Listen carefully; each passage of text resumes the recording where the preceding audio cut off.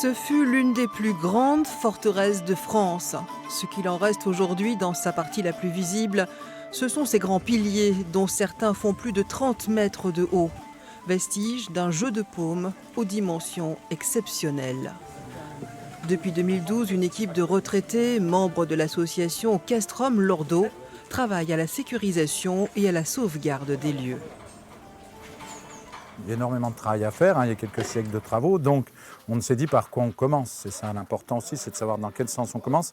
Et effectivement, on a commencé à reprendre les morceaux qui menaçaient le plus de tomber. Là, les murs se désagrègent petit à petit avec le temps et du coup, il nous faut reprendre les sommets des maçonneries pour les protéger de l'humidité. Ce jeu de paume, c'est la particularité du château de Lourdon.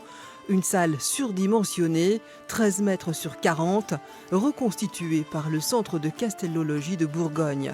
Ajoutée à la forteresse en 1586 par Claude de Guise, abbé de Cluny, c'était un lieu de détente pour les moines de l'abbaye, distante de 3 km. Dans les châteaux, à cette époque, c'était habituel. Alors, il est vrai que ça a surpris les historiens de le trouver à Cluny, mais Claude de Guise, de la famille de Guise de Lorraine, pour lui, c'était quelque chose de normal. Ça faisait partie du standing moyen de la famille de Guise. De la forteresse, il ne reste debout qu'une de ses tours, habitée par un vigneron jusque dans les années 1950.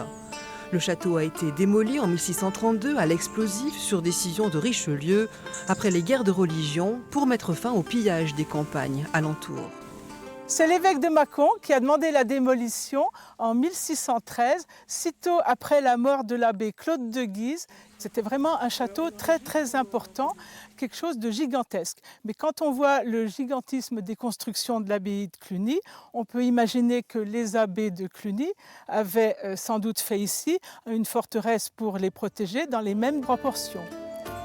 Refuge des moines et du trésor de l'abbaye, le château a pu servir de scriptorium. 140 actes au moins concernant l'abbaye y ont été signés. Mais son existence, bien antérieure, est attestée par un acte passé en l'an 888 à l'époque carolingienne. Le relevé des vestiges lors d'une étude archéologique a permis d'établir le plan du château. C'était 4 tours reliées par des murs.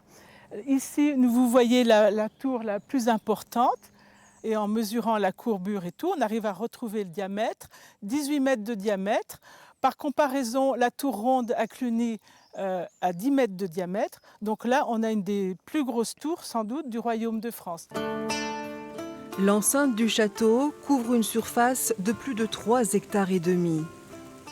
Les ruines recèlent dans leur sous-sol encore bien des secrets. Un des canons du château de Lourdon, portant un écusson aux armoiries de Claude de Guise, est conservé à Paris, au musée de l'Armée.